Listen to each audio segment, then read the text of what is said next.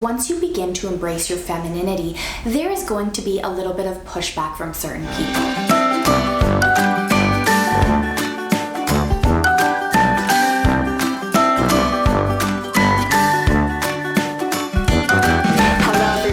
Welcome back to my channel. You know that I'm so happy and blessed that you are joining me again for another video. If you're watching it on Monday, the day that it goes live, as always, please hit that like button so that it reaches more women. If you are new to my channel, I wanted to introduce myself. As always, my name is Cynthia. I am a 20-something homemaker, and I live a peaceful life with my husband and our 3 dogs. Please make sure to follow all of my social media handles because you'll be able to see what I tend to do on the days that I'm not filming a YouTube video. On my channel, I make content, of course, about femininity. I also make content about homemaking and basically carrying ourselves and living like ladylike and classy women. Today's video is a little bit more personal. We are going to talk about self-confidence. The reason why self-confidence is important as a feminine woman is because once you begin to embrace your femininity, there is going to be a little bit of pushback from certain people. I know in my own life, as I began embracing my femininity, people tended to want to slap the label on me that I was unintelligent. The thing that many people don't realize is that femininity is so powerful, and one of the reasons why it's so powerful is because it tends to make you more competitive in the dating market. And when you're more competitive in the dating market, people are always going to want to bring you down so that they are at the same level that you are. This is a psychological adaptation that has actually been thoroughly studied, and you can take your own time to go look that up. But for the purpose of this video, I wanted to encourage you to build your self-confidence, as it is one of the foundational principles when you are trying to express your femininity. Continuing to live a feminine life and remaining with that sense of softness is a very difficult thing to do, and you cannot do this without self-confidence. Even while starting this YouTube channel, as you know, there has been a lot of criticism as well as people just kind of labeling me a certain way.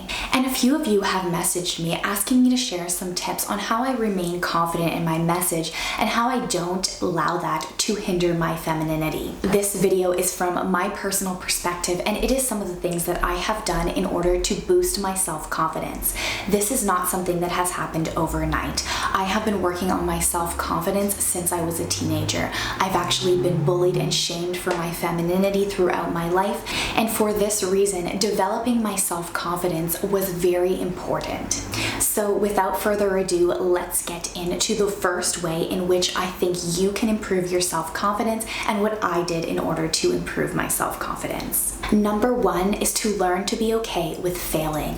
I have mentioned this briefly in passing, but some of the most successful people in this world have failed numerous times. You need to develop your emotional resilience, and the first step to doing so is for you to understand that you are going to fail at multiple times in your life, but this does not mean that you are a failure. Failing is just a natural part of the learning process. Whatever endeavor that you take on in your life, expect that there is going to be failure, because the more you put yourself out there, the more you try new things, the more you are going to be susceptible to failing. Once you understand that failing is a normal part of the human experience, you are going to feel a sense of liberation. And when you feel a sense of liberation, you are going to have improved confidence, because you're not going to view this failure in whatever endeavor it is as a reflection of your character. You're more so going to view it as a learning experience.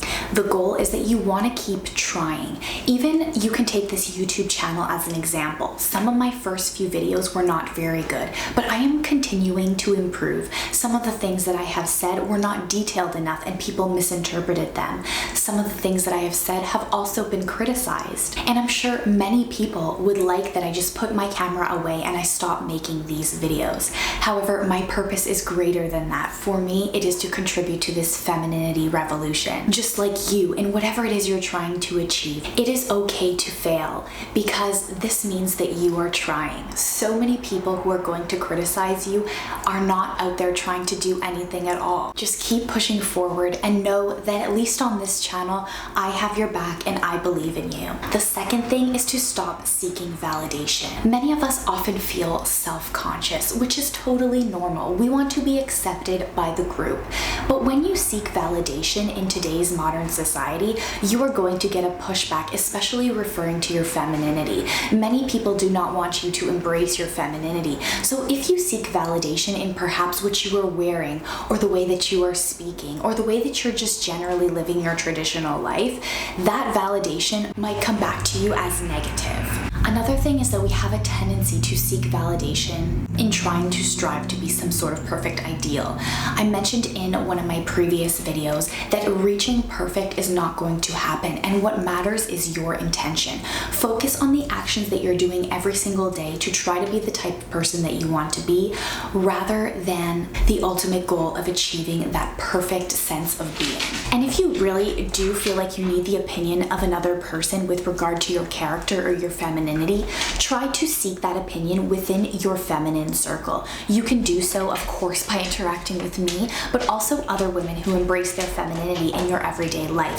This also goes with living out your traditional values. Do not go to somebody who is opposed to this traditional lifestyle by asking for their opinion on how you're running your household or treating your children. Try to find support in similar social circles. And of course, if you are a Christian or a believer of whatever type of religion, go to God and try to ask for guidance in that way. The third thing goes along with some of the topics that I've already touched on, which is to stop trying to get everybody to like you. Especially as a feminine woman, your social circle might be diminished, and you can't live your life trying to get everybody to like you. Even if you are the nicest and most accepting person in the world, there is always going to be somebody who doesn't like you. This is especially difficult if we are trying to appeal to somebody who is similar to us, to somebody who we would want to be a friend with, but they tend to reject us. This doesn't mean stop putting yourself out there and try to be friends with other people. And this also does not mean that you should stop working on who you are in trying to be nicer and a better person towards other people. But this is just me telling you that there is always going to be somebody who disapproves of you or somebody who doesn't like you. For me, the easiest thing was keeping that in mind. The fourth thing that I want you to do is to stop comparing yourself. In the age of social media, it is so easy for us to compare our lives and the way that we look to other people. When you open your Instagram, immediately you are playing the comparative game, whether you try to or not. For this reason, I would actually recommend that you diminish your social media use and you begin cultivating relationships in everyday life. I also have advocated in the past for filling your social media with uplifting people usually of the same values as you, because you might have less of a tendency to compare yourselves to those people. However, our initial instinct of comparing ourselves to other people is human nature, and that is completely normal. But you need to be able to stop yourself mid-thought and tell yourself that this is unhealthy to compare yourself to somebody else. Because even if you might have so many things going for you in a particular domain of your life compared to this other person, your psychological tendency will be to find that one thing that that person has that you do not have and fixate on that thing and forget all of the positives in your life.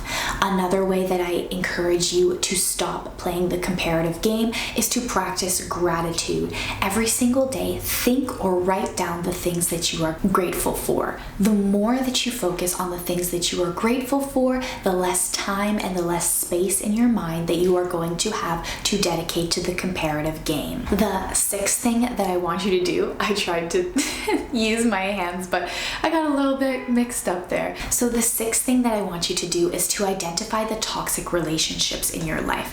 I think that it is something like 50% of people in society are psychologically unstable, or 1 in 10 people exhibit narcissism and psychopathy. I'm not a psychologist, can't tell you that, and I should have researched this before filming the video, but it's real life. The point is that there's a high percentage of people who do not exhibit stable psychological character, and there's nothing that you can do to change those people. This is something they're going to have to identify in themselves and do the appropriate work, preferably with a professional, in order to get over these obstacles in which they are experiencing in their life. The easiest thing for you to do is to get familiar with how to identify these people in your everyday life. There are so many therapists and psychologists on YouTube that actually give you the tools in order to identify this narcissistic behavior in other people in your life. Once you are able to identify people who are less mentally stable, you are better able to stop this type of gaslighting in your life. And by gaslighting, I mean the fact that you are going to question yourself when you come in dispute with this person. You are also going to be better able to identify when they are manipulating you for a reaction, and you're going to be able to appropriately respond in order to de-escalate the situation or move on with your life in a certain way. There are people in our family who exhibit these types of toxic behaviors, and we cannot just cut ties with them. Sometimes you can, but most of the time you cannot. The best way is to learn how to interact with these people so that it does not cause you emotional pain. And the final thing that I want to talk to you about is I want to encourage you to understand that you are valuable. You are a child of God, made in the image of God, and that itself is so powerful. It honestly gives me goosebumps saying this. I'm also staring right at my church right now from this temporary rental that we are in. So that makes my message a little bit more powerful.